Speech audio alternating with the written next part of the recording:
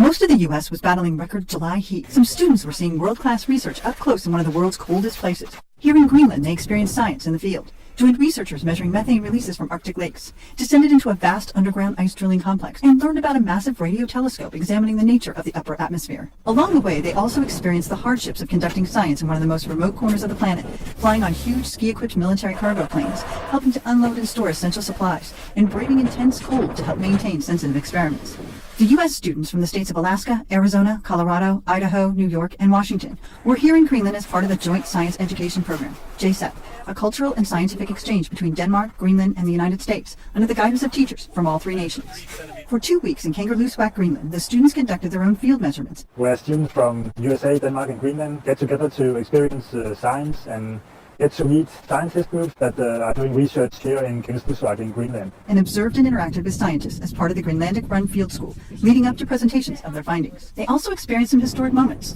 a very unusual melt across the ice sheet that caused a river they were sampling just days before to rise to record levels, the completion of drilling by the climate researchers at the Danish-led North Greenland Emian ice drilling project, and the chance to measure what might happen to rain on the ice sheet. Only days before they arrived, it had rained at Nîmes. From descending into a pit to see how annual snow turns into layers of ice, to learning how to extract ice cores from the Greenland ice sheet, to using off-the-shelf scientific tools in a distance learning pilot project with students in Idaho, the hands-on exposure in JSEP's U.S.-led Science Education Week also helps students to build a conception of real-world science.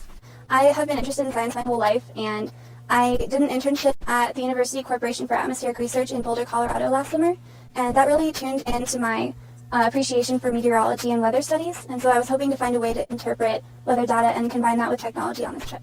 The experience also had its benefits for the researchers who worked with the students. All the students point out their favorite parts of the snow pit wall really allowed me to see it through fresh perspective again, and they were so excited and it helped me to be even more excited about my research. Though the expedition only lasted 3 weeks, the students will come away not only with memories of their peers and other cultures, but with a new appreciation for the realities of research and a renewed interest in science as a career.